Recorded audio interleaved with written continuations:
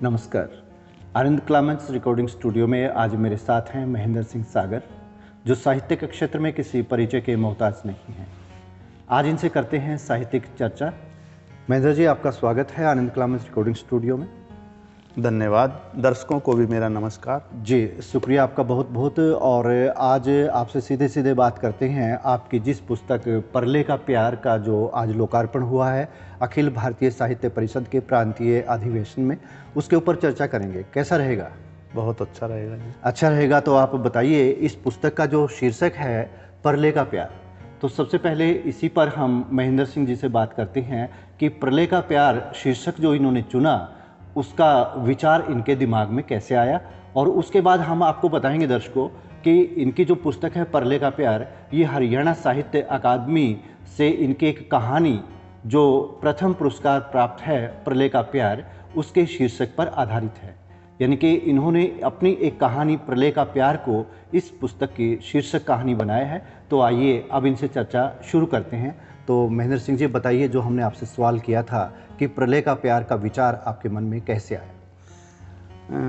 Sir, ये जो परले का प्यार कहानी है जी, ये मेरे मन में विचार तब आया जब केदार परले हुई थी। जी जी। और पता चला था, मैं वहाँ गया नहीं, मैंने कभी उस तरह के पहाड़ देखे भी नहीं हैं। इस तरह का मेरा कोई अनुभव नहीं है, बस शिमला तक के पहाड़ देखे हैं मैंने, जो भी हैं जी।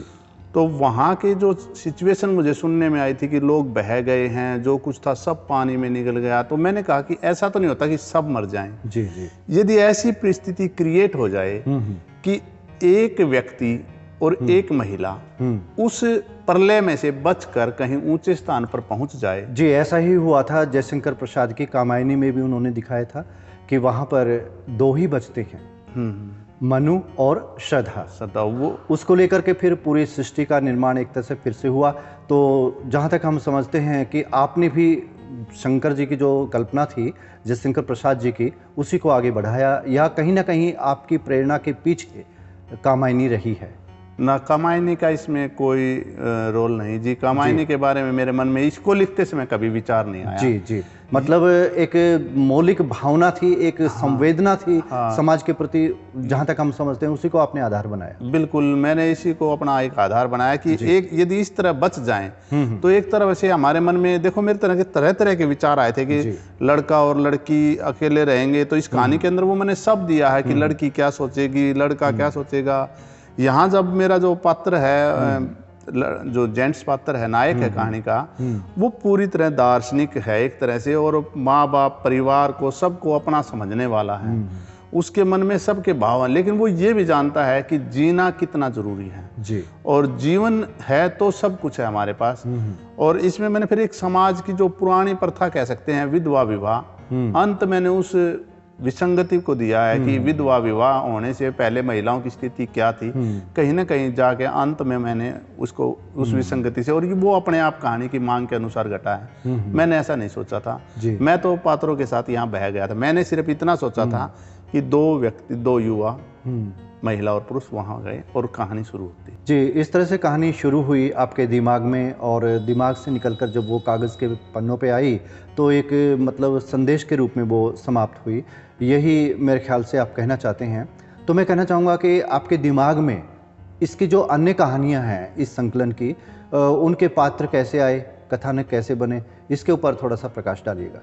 मैं जब भी कोई कहानी लिखता हूँ ना, समाज की कोई घटना दिखती है मुझे, और मैं उस घटना से प्रभावित होता हूँ, मेरे अंदर कुछ उद्वेलित सा होने लगता है। फिर मैं कई दिन तक उसमें मनन करता हूँ, जो अपने आप मेरे दिमाग में वो बात निकलती नहीं है जी। और फिर मैं पेन लेके बैठता हूँ। वो पात्र, बस एक मुझे सबसे ज्यादा जो दिक्कत होती है ना कहानी लिखने में, वो होती है मुझे पात्रों के नाम सोचने में। जी जी। कि एक बार मुझे बस पात्र के नाम मिल जाए उस घटना के आधार पर, फिर कलम अपने आप चलती है, उसमें मुझे दिक्कत नहीं। लेकिन जब मैं पात्रों के नाम सोचता हूँ ना, उस दौरान मुझे काफी मनन करना पड़ता है। और इस दौरान तो कई बार तो मेरे सप्ताह या ये कह सकते हो अधिकतम महीना भी निकल जाता है कि मुझे पात्र का सही नाम ना पता चले तो मैं कलम नहीं उठाता हूँ।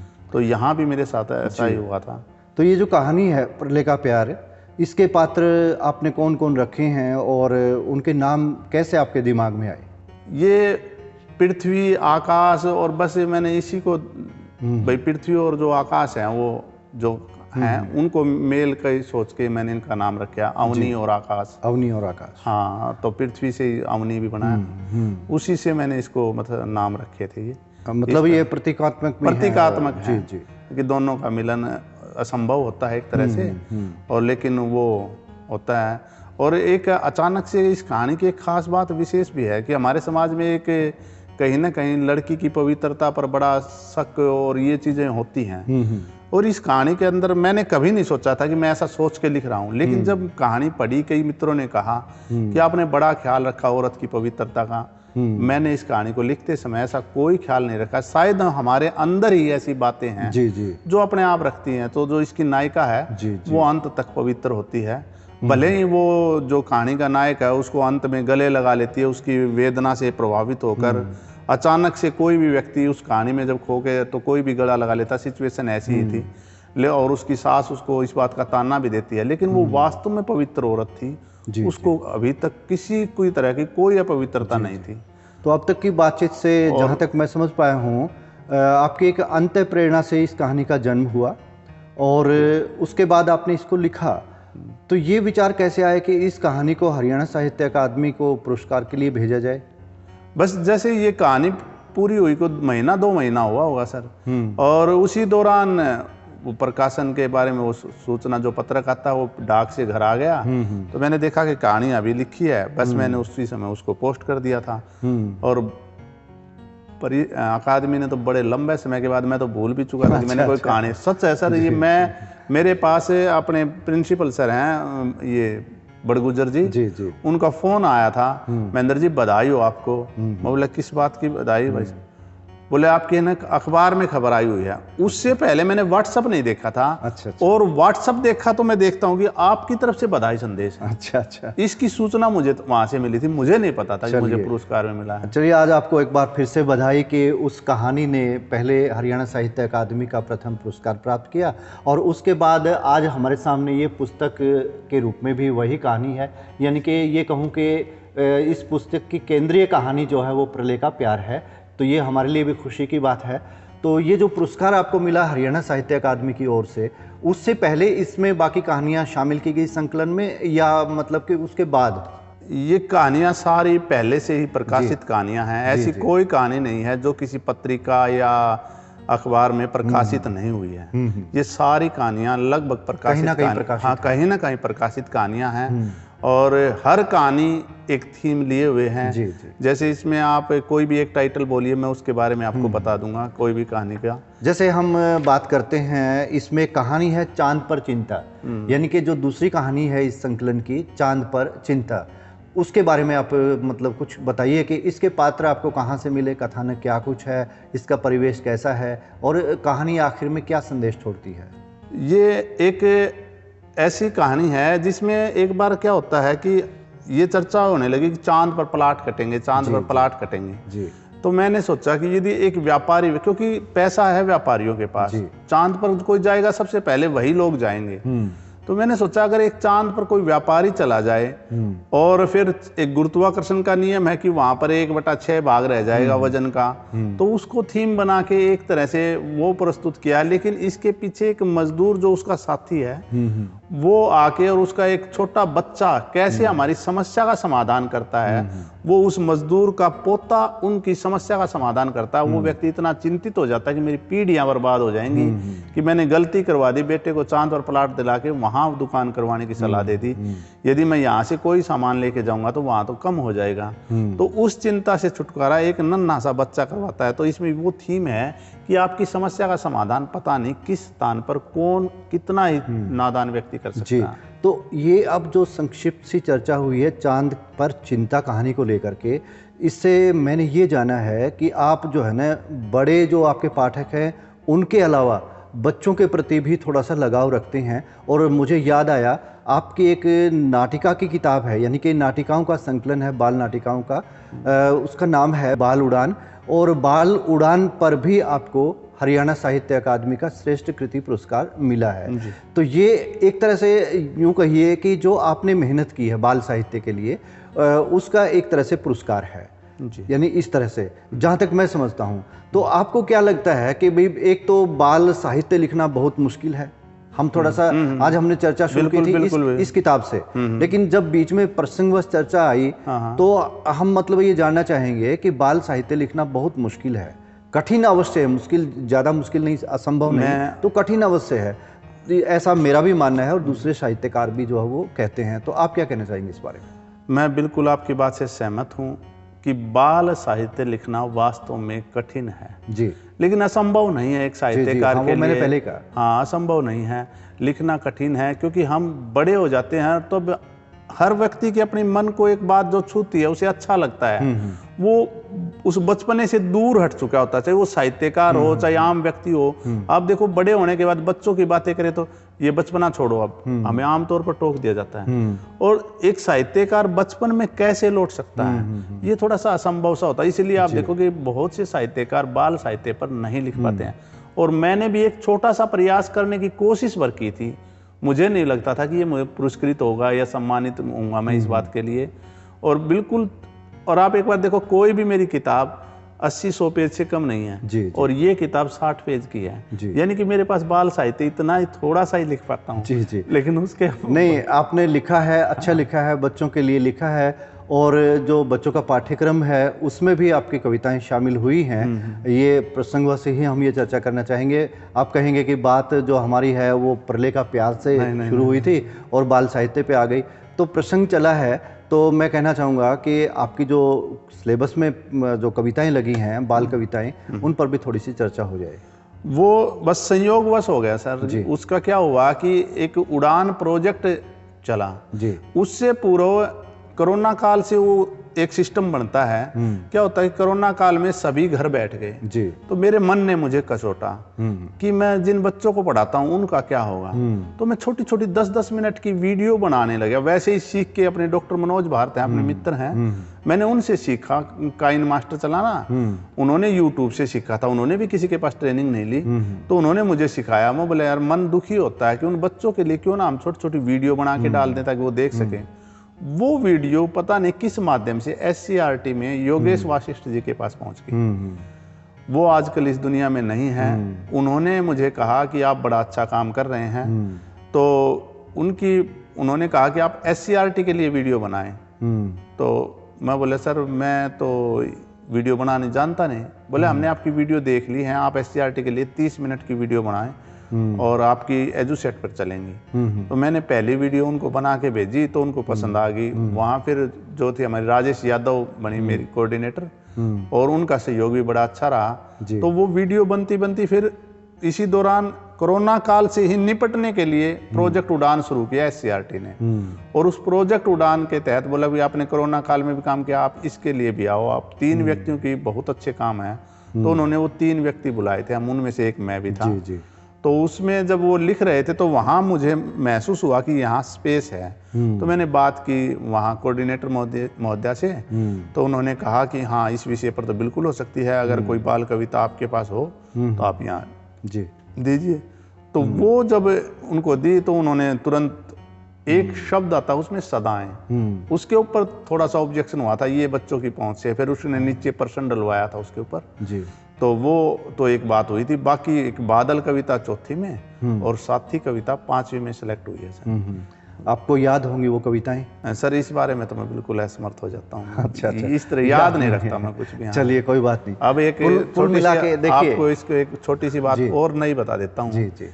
अब कॉमिक्स लिखी जा रही हैं फैलन के तहत स्कूलों में जी। और आपको जानकर प्रसन्नता होगी कि मेरे कॉमिक्स लेखन में भी मेरा चयन हुआ है। जी जी, बहुत और बधाई एक कॉमिक्स पर तो चित्रकथा तैयार होने लगी है। जी जी, बहुत बहुत बधाई इसके लिए।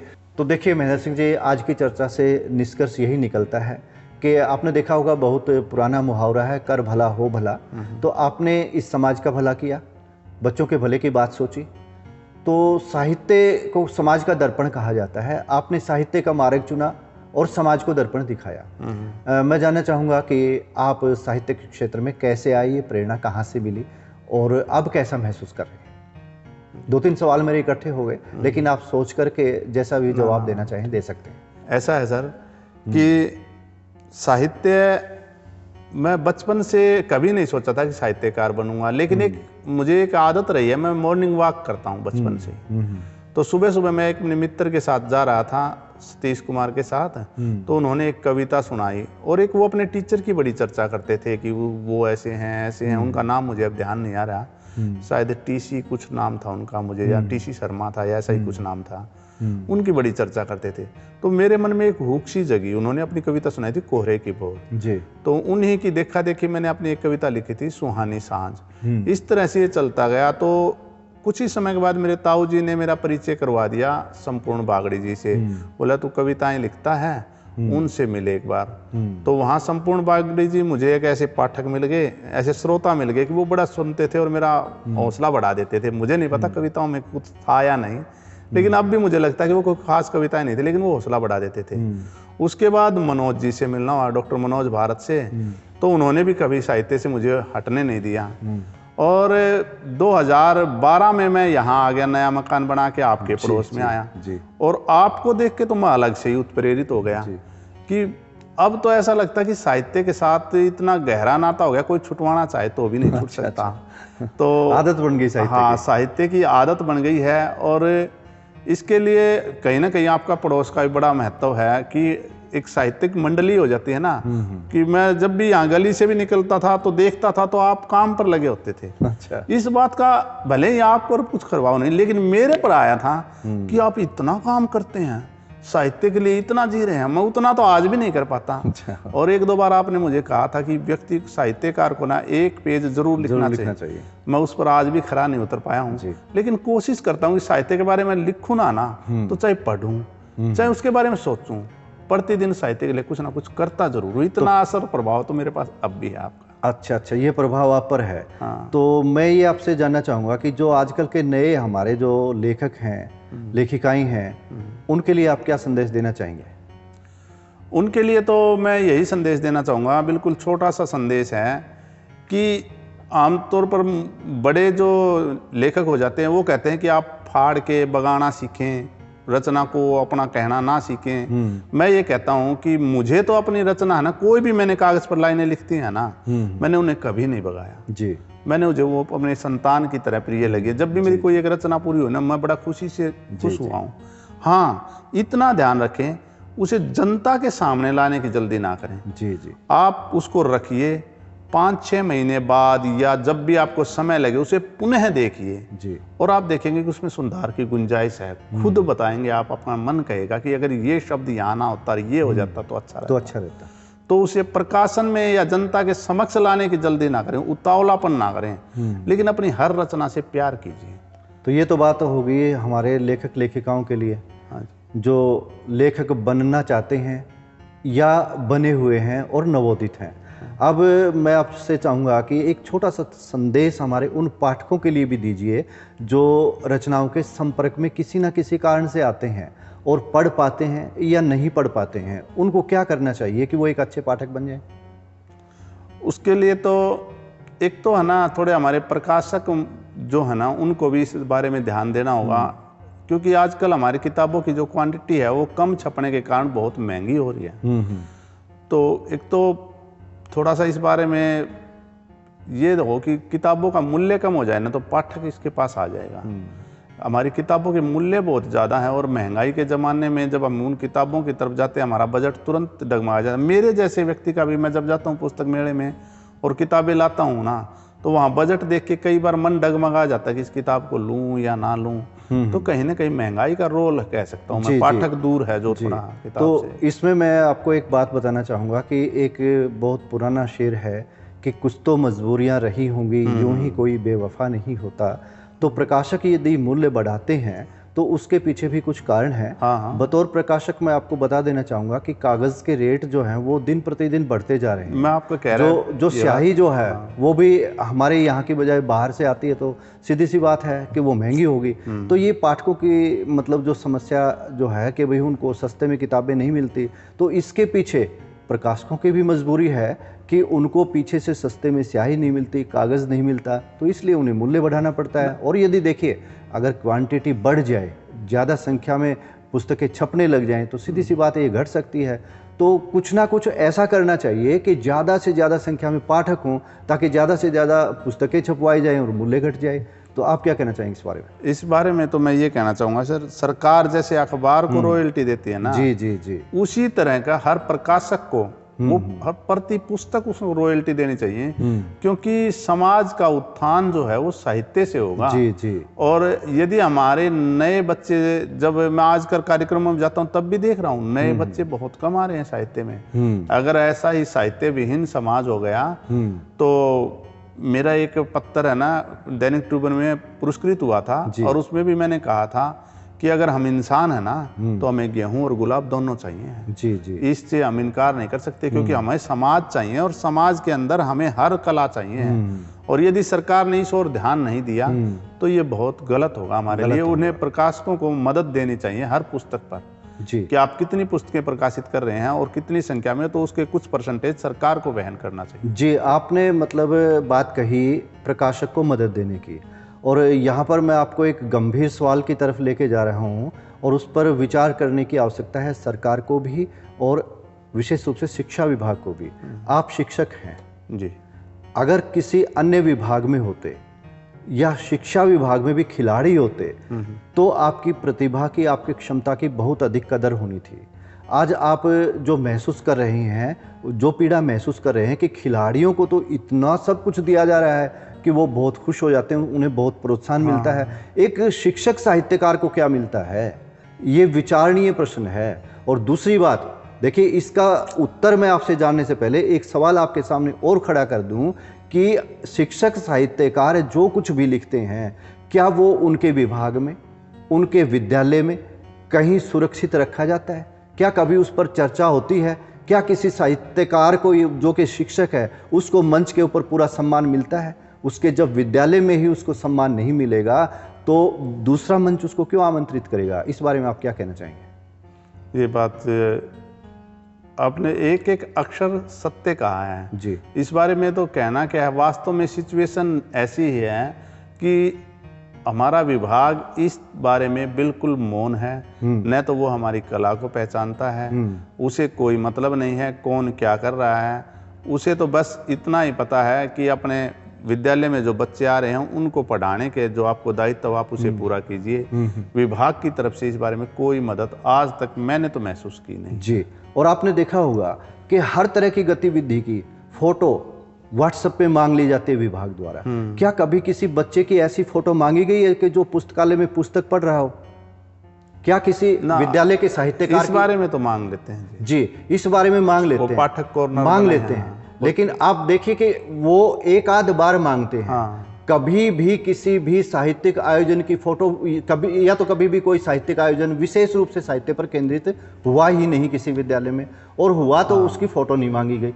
ठीक है। और दूसरी बात मैं बताऊंगा कि जब आप पढ़ते थे और हम पढ़ते थे विद्यालयों में, वरिष्ठ साहित्यकार जो होते थे उनका साहित्य उपलब्ध होता था। जैसे उदाहरण के तौर पे उदय भानुवंश जी का साहित्य था। आज के पुस्तकालयों में कहाँ है वो? नहीं है जी, नहीं है ना। नहीं। जैसे उदाहरण में लूं, किसी अन्य की चर्चा न करके आपकी चर्चा करूं, आपकी पुस्तक भी पुरस्कृत हुई है। आपकी पुस्तक मतलब जो पुरस्कृत हुई है उनको भी विद्यालयों में होना चाहिए। मेरे ख्याल से वो आपके विद्यालय में भी नहीं होंगी, लाइब्रेरी में। तो विभाग को चाहिए, शिक्षा विभाग को, कि जितने भी उनके शिक्षक साहित्यकार हैं उनकी पुस्तकें खरीदें और प्रत्येक विद्यालय में पहुंचाएं, ताकि कम से कम आने वाले जो छात्र हैं, हमारे छात्रों की जो पीढ़ी है, उसको ये तो पता चले कि फलां शिक्षक ने ये पुस्तक लिखी थी, फलां शिक्षक की ये कविता फलां पाठ्यक्रम में शामिल हुई है और वो उपलब्ध है, ताकि वो शोधार्थियों को मिल जाए। ये बिल्कुल आपका सुझाव विचारणीय है, और इसमें तो हमारे जो विश्वविद्यालय हैं उन्होंने भी अपना देखना चाहिए कि हमारे शहर के अंदर ये साहित्यकार हैं, कम से कम उनके पुस्तकालयों में वो देश का एक तरह से बहुत आगे के स्तर का चीज होती है विश्वविद्यालय, उनके पुस्तकालयों में तो अपने स्थानीय साहित्यकारों की किताबें होनी चाहिए। वहाँ भी इस बारे में बिल्कुल मौन है जी, कोई व्यवस्था नहीं है। खरीदारी होती है, पुस्तक मेलों में होती है, वो किस तरह से होती है वो वही जाने जी, हमें नहीं पता। स्थानीय के लिए कोई जगह नहीं जी।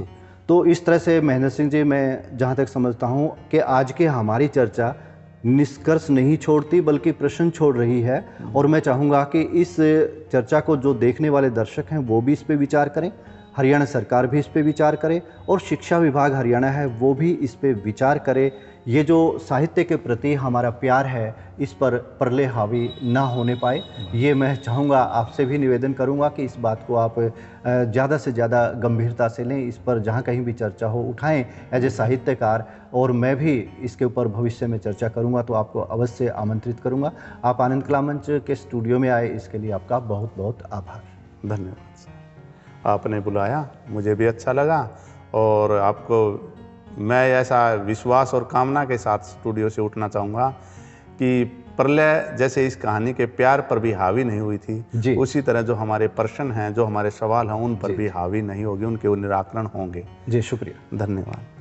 तो दर्शकों, ये थे मेरे साथ महेंद्र सिंह सागर, और इनके साथ हम चर्चा कर रहे थे इनकी पुस्तक प्रलय का प्यार पर। ये कहानी संग्रह है।